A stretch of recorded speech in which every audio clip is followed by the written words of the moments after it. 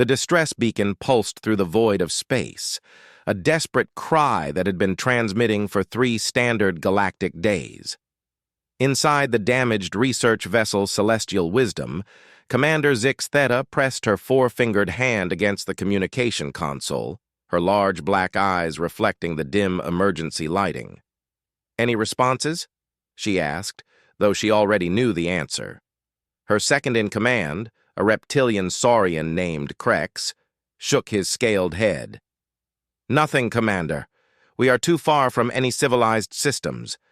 The Void Hunters will return before anyone can reach us." Zix Theta's antennae drooped.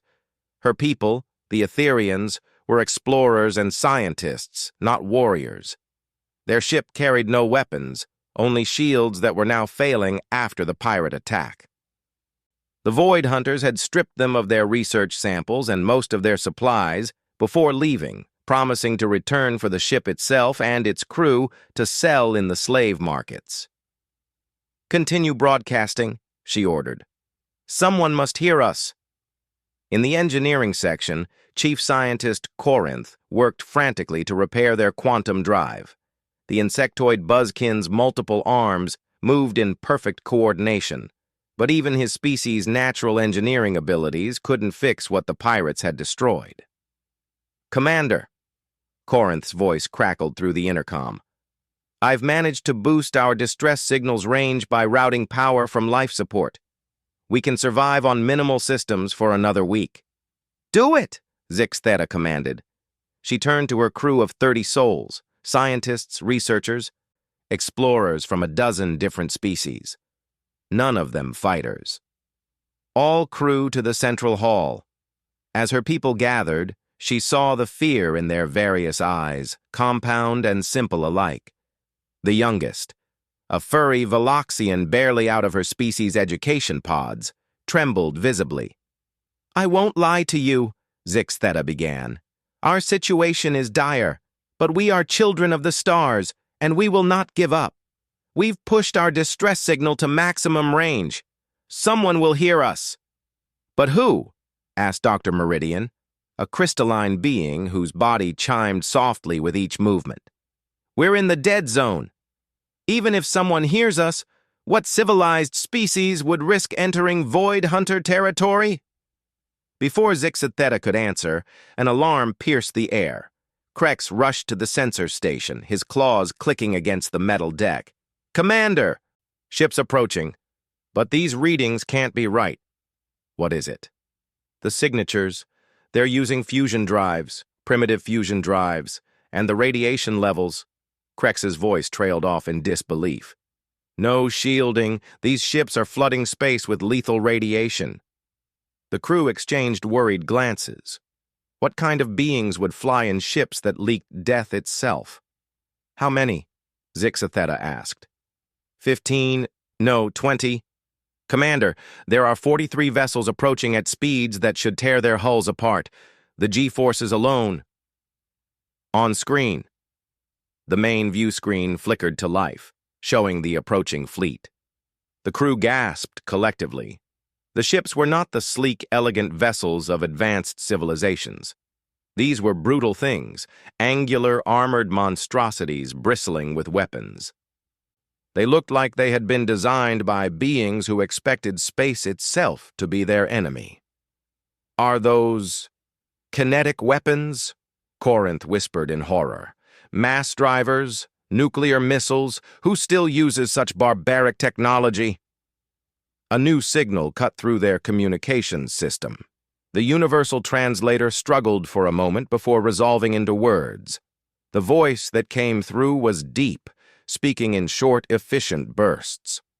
"Unknown vessel. This is Admiral Sarah Chen of the Terran Naval Force, commanding the 8th Fleet. We received your distress signal. Identify yourself and your situation." Terrans. The word sent a ripple of fear through the crew. Everyone had heard the stories, though most dismissed them as exaggerations. A species from a Class 12 death world. Beings who breathed poison, drank acid, and lived on a planet where everything tried to kill them. They were called Deathworlders for a reason. Zix Theta steadied herself. They had no choice. Admiral Chen, I am Commander Zix Theta of the research vessel Celestial Wisdom. We were attacked by Void Hunter pirates 3 days ago. Our ship is damaged, shields failing. They took our supplies and will return for us. There was a pause. Then, understood, Celestial Wisdom. How long until the pirates return? Unknown, but likely within the next rotation. Admiral, I must warn you, the Void Hunters have a fleet of over 60 ships. They control this entire sector. Perhaps it would be better if you— Commander? Admiral Chen interrupted, and there was something in her voice that made even the translation software seem to convey amusement. We didn't come all this way to turn around. Transmitting approach vectors now. Prepare to receive boarding parties for medical aid and repairs. Admiral? Krex interjected, his voice shaking. Your ship's radiation levels. Our crew cannot survive exposure to— Our medical teams are equipped with full radiation shielding for your safety. We're aware our biology is challenging for other species. Sit tight, Commander. The cavalry's here. As the connection closed, the crew watched the Terran fleet adjust course. The way they moved was unlike anything they'd seen, no graceful arcs or elegant maneuvers. The human ships burned hard, pulling G-forces that would liquefy most sentient beings, approaching in what looked like barely controlled falls. Commander, whispered the young Veloxian, are we saved or doomed? Zix Theta watched the radiation readings spike as the human ships drew closer. I don't know, child. I truly don't know. 20 minutes later, the first Terran shuttle docked with their ship.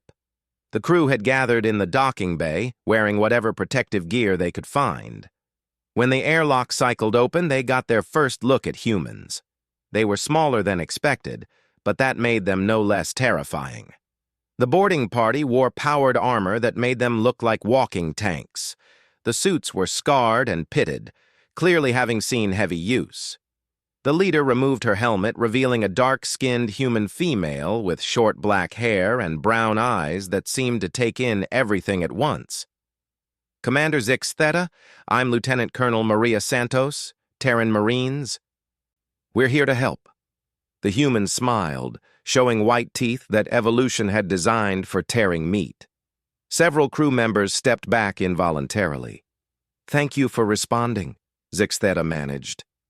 But the Void Hunters will be dealt with, Santos said simply. First, let's see about your wounded. Where's your medical bay?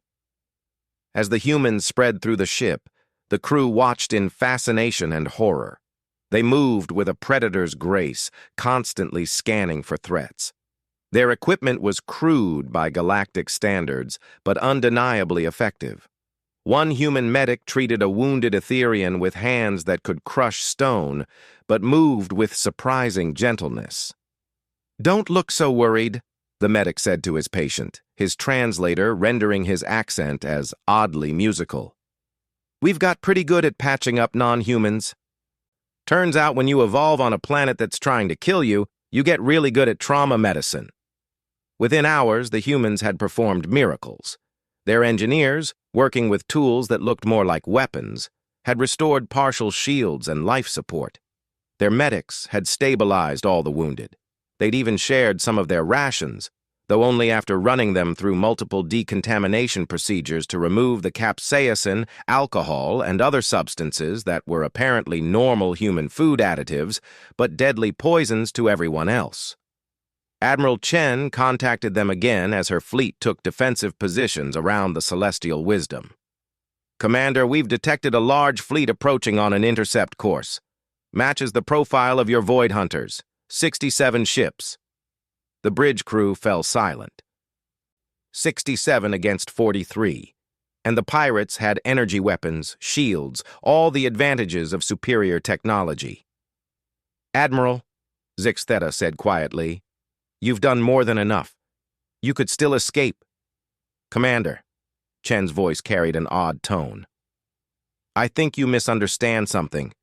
We didn't come here to run. We came here because someone sent an SOS. Where we come from, that means something. But they outnumber you. And their technology is very pretty, Chen finished. Tell me, Commander, what do you know about human history?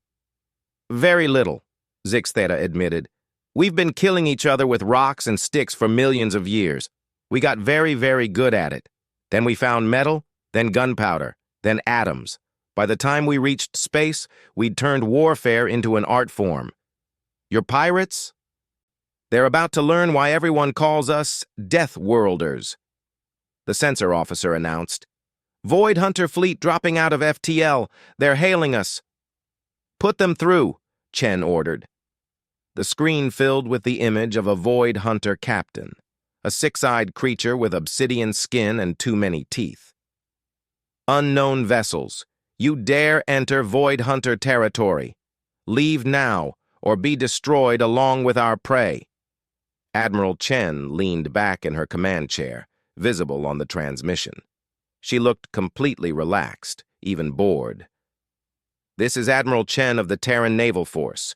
You attacked a vessel under our protection. Surrender now, and we'll give you a fair trial.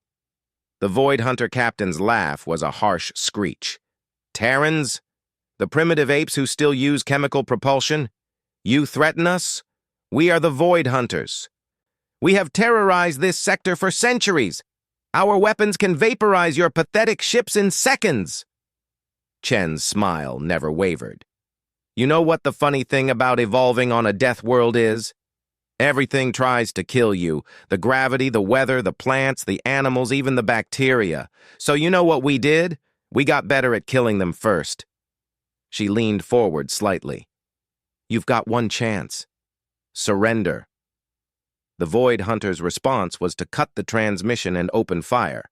What happened next would be remembered in galactic history as the Massacre of the Dead Zone, though humans would simply call it Tuesday. The first volley of energy beams from the Void Hunter fleet lit up space like a deadly light show.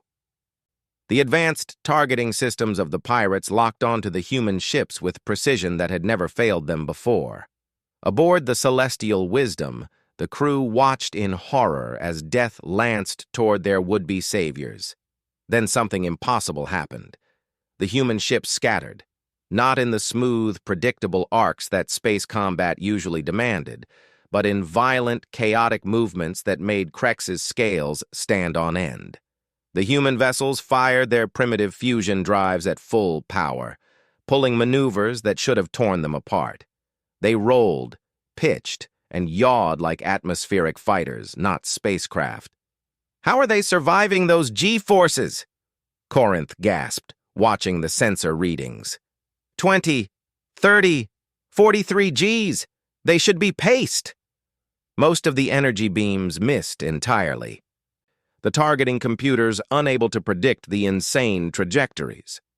The few that hit splashed against armor that was crude, but incredibly thick. The human ships shrugged off hits that would have crippled most civilized vessels. Admiral Chen's voice came over the fleet communication, calm as ever. All wings, execute pattern Sierra. Let's show them how we play. The human fleet split into hunting packs, groups of 3 to 5 ships that moved in coordinated chaos. They accelerated toward the pirates at speeds that defied sanity, using their own ships as kinetic weapons. The lead human destroyer, a brutal slab of armor and engines called the Relentless, fired its main guns. Not energy weapons, but magnetically accelerated projectiles, chunks of tungsten and depleted uranium moving at appreciable fractions of light speed. The first salvo missed, but the humans kept firing, filling space with a cloud of death. A Void Hunter destroyer learned too late that space combat wasn't always about precision. One of the tungsten rounds, each massing several tons, struck its shields. The energy barrier, designed to deflect energy weapons, did little against pure kinetic force.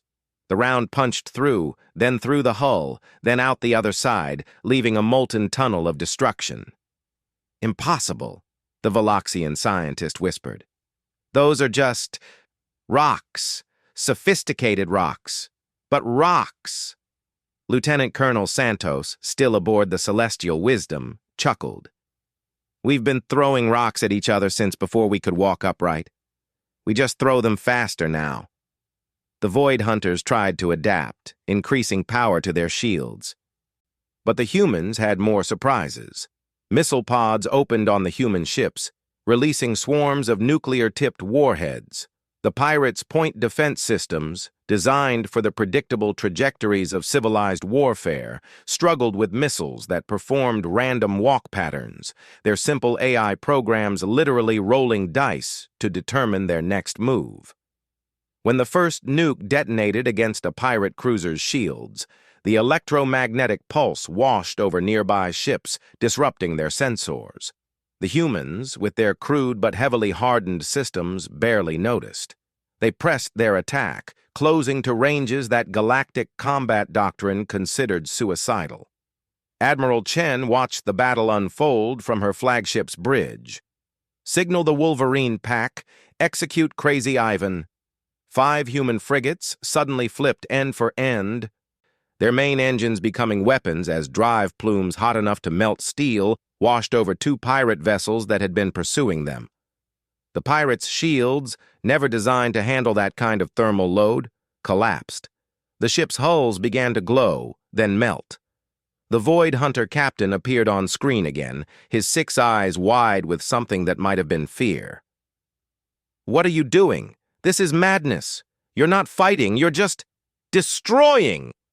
Chen's expression was cold. "You wanted to play Predator. Congratulations, you found apex predators. Still want to surrender?" The pirate's response was to order his dreadnought to target the celestial wisdom. If they couldn't defeat these insane humans, they could at least destroy what they came to protect. But the humans had anticipated this. A wing of corvettes, the smallest ships in the human fleet, burned hard toward the research vessel. They positioned themselves between the dreadnought and its target, their point defense systems creating a wall of tungsten and fire that intercepted the incoming fire. One corvette, the Honey Badger, took a direct hit that overwhelmed its armor. The ship broke in half, atmosphere venting into space. But even dying, the human ship kept fighting. Its forward section, still powered, rammed into a pirate destroyer at relativistic speed.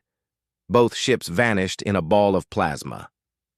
"They're insane," Krex muttered. "Completely insane." "No," Commander Zixatheta said quietly, watching the humans fight with a mixture of horror and awe. "They're protective. Look at them. They're not fighting for conquest or glory. They're fighting because someone threatened those under their protection." The battle had devolved into a melee. Human ships wove between pirate vessels, using their superior acceleration and maneuverability to stay inside the enemy's optimal firing arcs. They fought like their ancient ancestors, up close, brutal, and without mercy. A human battleship, the Stalingrad, demonstrated why humans still used armor in an age of energy shields. After emptying its missile magazines, it simply accelerated toward a pirate cruiser and rammed it. The human ship's reinforced prow, designed for exactly this purpose, punched through the enemy vessel like a spear. The Stalingrad's point defense guns fired continuously as it pushed through the pirate ship's hull, gutting it from the inside. The pirates tried to retreat, to gain distance where their superior technology could tell, but the humans wouldn't let them. Like persistence hunters on their deadly homeworld, they stayed close, harrying, wearing down their prey. Admiral Chen opened a channel to the entire pirate fleet. "You have one last chance. Surrender now, or we finish this." Several pirate ships immediately powered down their weapons. They had seen enough. But the Void Hunter captain, proud and foolish, screamed his defiance. "Never! Death before dishonor!" "As you wish," Chen replied. She turned to her weapons officer. "Deploy the Reapers." From the human flagship's belly, 10 small craft launched. They were barely larger than shuttles, painted matte black and nearly invisible to sensors. The crew of the Celestial Wisdom watched in confusion as these tiny ships accelerated toward the remaining pirate vessels. "What are those?" Corinth asked Santos. "They're too small to be effective combat vessels." Santos's expression was grim. "Boarding pods. Each one carries a squad of Marines in power armor. They're going to board ships in the middle of a battle?" The concept was so insane that Corinth's translator struggled with it. "Like I said, we've been fighting each other for a very long time. We learned that sometimes the best way to take a ship is from the inside." The boarding pods slammed into pirate hulls like armor-piercing bullets, their specialized breachheads cutting through armor and creating their own airlocks. Marines poured out, their powered armor letting them survive in the vacuum and enhancing their already terrifying strength. The pirates, used to ship-to-ship combat, were unprepared for armored humans carrying kinetic weapons in their own corridors. The Marines moved with practiced efficiency, securing engineering spaces and bridge access points. They used breaching charges that turned bulkheads into shrapnel, flame units that filled corridors with chemical fire, and good old-fashioned projectile weapons that painted the walls with various colors of alien blood. On the pirate dreadnought, the Void Hunter captain watched his bridge displays in growing horror. Internal sensors showed deck after deck falling to the human borders. His security forces, equipped with energy weapons designed for ship combat, found their weapons barely scorched the human armor, while return fire from kinetic weapons punched through their light protection with ease. An explosion shook the bridge as the humans breached the final blast door. 4 Marines entered, their armor scarred and blackened but still functional. The lead Marine, his name stenciled as Kowalski on his chest plate, leveled a weapon that looked more like a portable cannon at the captain. "Surrender," the Marine said simply, his voice mechanical through the armor's speakers. The Void Hunter captain, faced with the reality of a being who could survive everything his ship could dish out and still function, finally understood. These weren't just another space-faring species. These were creatures who had evolved in hell itself and decided that wasn't challenging enough.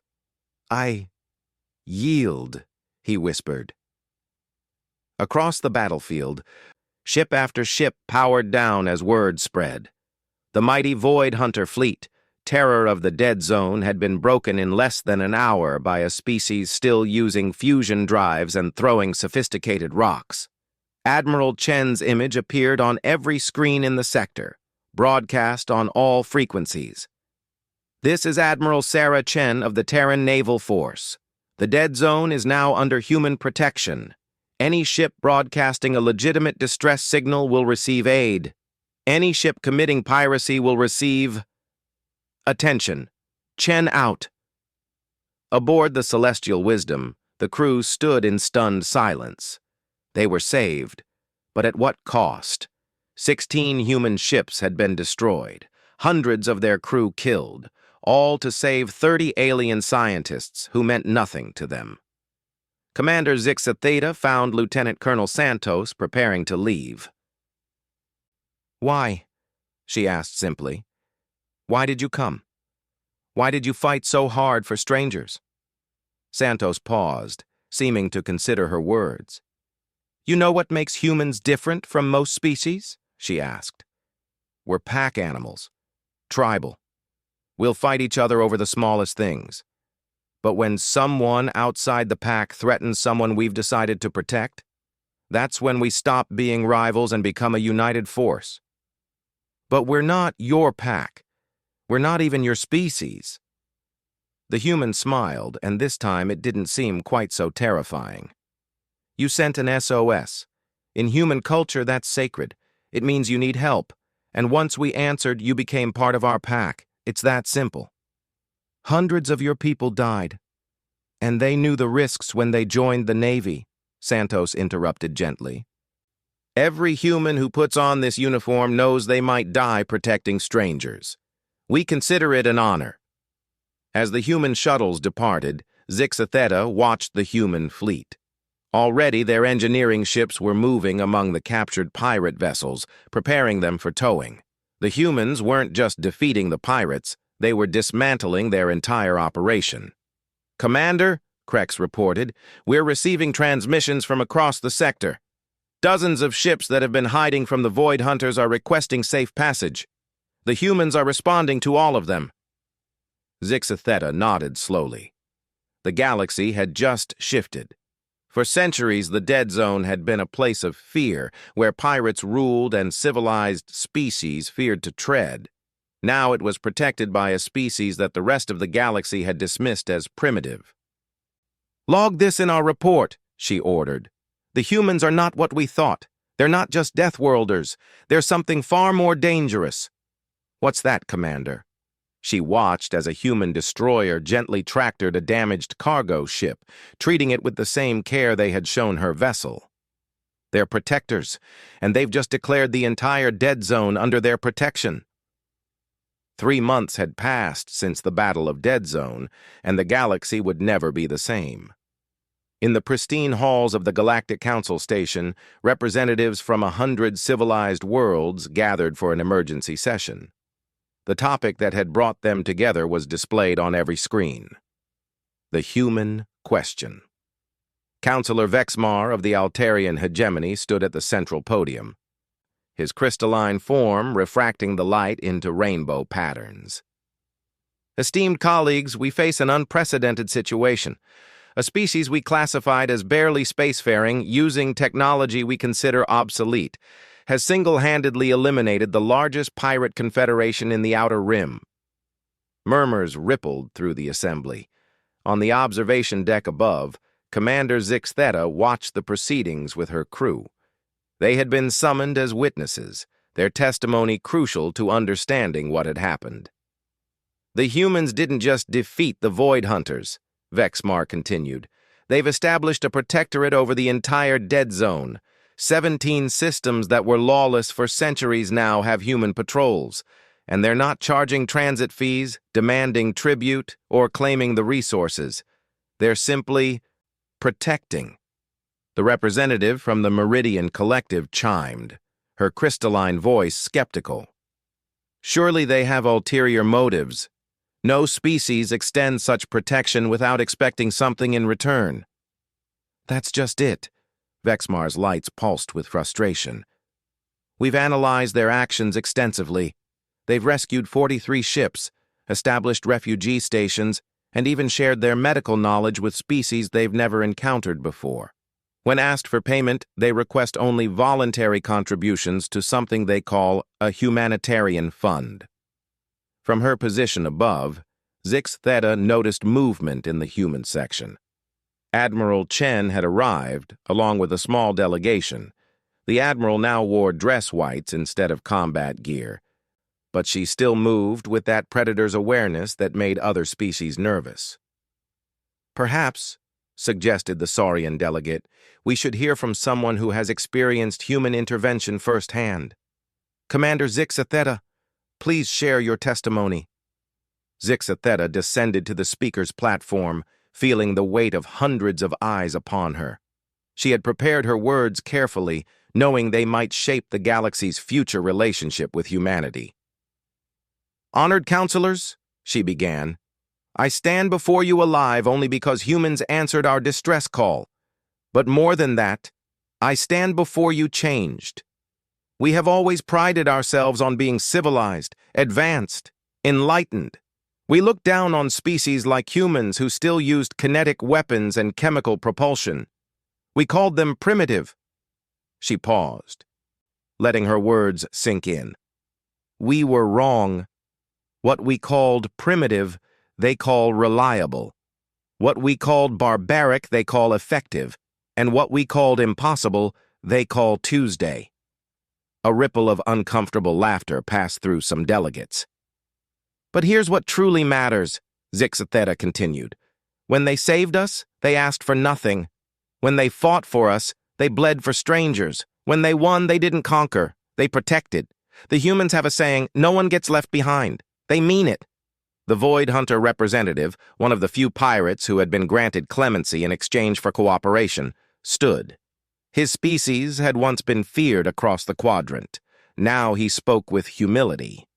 "My people ruled through fear for generations. The humans broke us in an hour. not because their technology was superior, but because their will was unbreakable. They fought like demons to protect people they'd never met. What kind of beings do that? Admiral Chen raised her hand for recognition.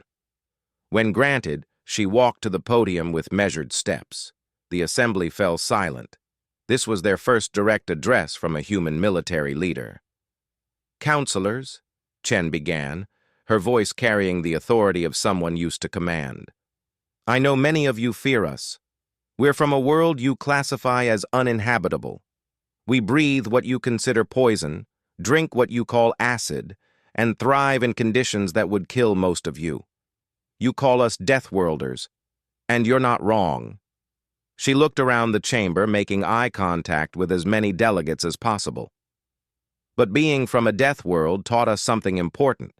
When everything is trying to kill you, you learn that the only way to survive is together.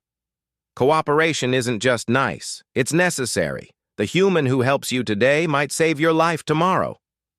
"That's all well and good," interrupted the Proximan delegate, his four arms gesturing dismissively. "But what happens when human interests conflict with galactic law? What happens when your protection becomes oppression?" Chen smiled slightly. "Fair question. Let me tell you about human history. We've been conquerors. We've been oppressors. We've done terrible things to each other and our planet. But we learned. Sometimes the hard way, but we learned. We discovered that diversity makes us stronger, that different perspectives solve problems better, and that the best way to have allies is to be one." She gestured to a hologram that appeared above the podium. The dead zone, now showing green safety markers instead of the red danger zones of just months ago. "We're not asking to rule. We're not demanding tribute. We're offering to stand watch.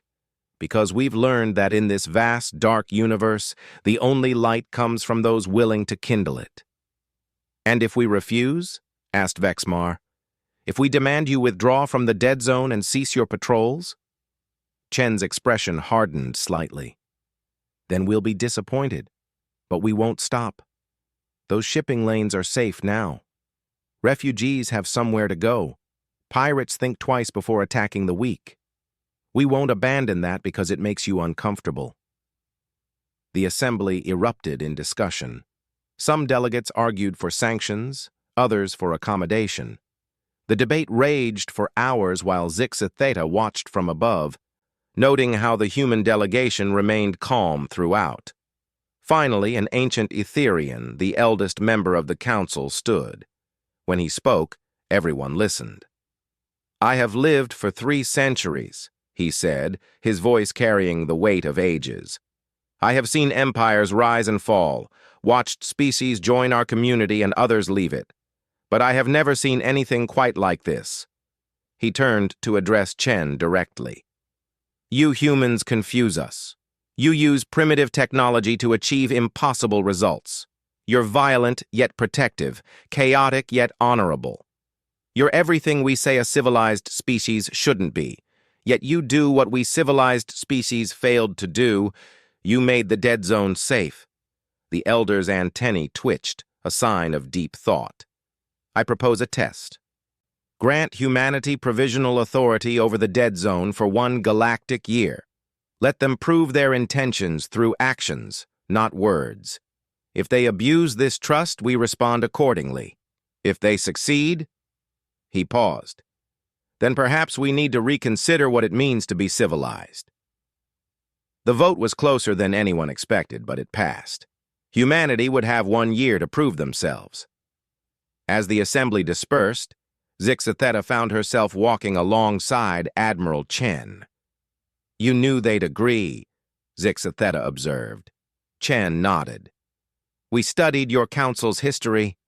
They always choose stability over change, unless the change offers more stability. We're offering to be the galaxy's guard dogs. Eventually, they'll see the value in that." "Guard dogs?" Zixa Theta was unfamiliar with the term. "A companion species on Earth. Loyal, protective, and absolutely vicious when someone threatens their pack." Chen smiled. Humanity's been looking for our place in the galaxy. I think we just found it. 6 months later, Zixa Theta stood on the bridge of the newly commissioned TNS Unity, a joint human-alien vessel serving as a rescue and patrol ship in the Dead Zone. Her crew was half human, half other species, volunteers all. The integration hadn't been without challenges. The humans had to wear radiation dampeners. The rest of the crew needed protection from human food and bacteria, and movie night was complicated when human entertainment often gave other species nightmares. But it worked.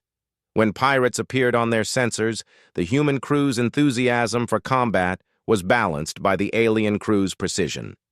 When they found damaged vessels, human emergency medicine combined with alien scientific knowledge saved lives that either alone couldn't have managed. "Contact on sensors," reported Lieutenant Wong, the human tactical officer. "Distress beacon, bearing 27 Mark IV. "Distance?" Zix Theta asked. 40 light minutes. It's a Melloran transport. They're reporting engine failure and life support problems." "Helm, best speed to intercept." Zix Theta turned to her mixed crew. "All hands prepare for rescue operations." As the Unity accelerated, pushing the limits of its hybrid human-alien design, Zix Theta reflected on how much had changed. The Dead Zone was no longer dead. It had become a beacon of hope, a place where anyone in distress could call for help and know someone would answer. The Mellorans were barely alive when they reached them. Their ship had been caught in a gravity well, their engines failing at the worst possible moment. The Unity's crew worked with practiced efficiency, humans in their powered armor providing the muscle to cut through twisted bulkheads, alien medics using their advanced knowledge to stabilize the wounded, everyone working together. "Commander," the Melloran captain whispered as he was being treated. "We heard the stories but didn't believe. Humans really do answer every call." "Not just humans anymore," Zix Theta corrected gently. "The Unity fleet. We all answer now." Later, as they towed the repaired Melloran ship to safety, Zix Theta received a priority message. The Galactic Council had voted, unanimously this time. The Dead Zone Protectorate was now permanent, and the Unity fleet concept would be expanded. Mixed crews. Combining human durability and determination with alien knowledge and technology. But more importantly, the vote had included something else. Humanity was to be offered full membership in the Galactic Council, with all the rights and responsibilities that entailed. The message was signed by Councillor Vexmar himself, who had added a personal note. "You were right. We needed to reconsider what civilized means." On Earth, the news was received with typical human irreverence. The President's response, broadcast across the galaxy, was simply, "Cool. So, who needs help?" Within hours, volunteer applications flooded in from both humans and aliens. The Unity fleet would grow, the protected zones would expand, and somewhere in the vast darkness between stars, someone would send a distress signal, never knowing that their call for help would summon not just any fleet, but a Deathworlder fleet that had made protecting others their sacred duty. Commander Zix Theta smiled as she watched her mixed crew work together, human and alien, primitive and advanced, all united in purpose. The galaxy had feared what would happen when Deathworlders took to the stars. They never imagined this, that the most dangerous predators in the galaxy would become its fiercest protectors. The humans had a phrase for it, one that had become the unofficial motto of the Unity fleet. "We've got your six." In the depths of space, where darkness ruled and danger lurked, those were the most beautiful words in any language, because they meant that somewhere out there, someone was watching, someone was ready, and someone would always answer the call. The age of isolation was over. The age of unity had begun, and it had started with a simple distress signal that brought forth the most unlikely heroes the galaxy had ever known, the Deathworlders who refused to let anyone face the dark alone.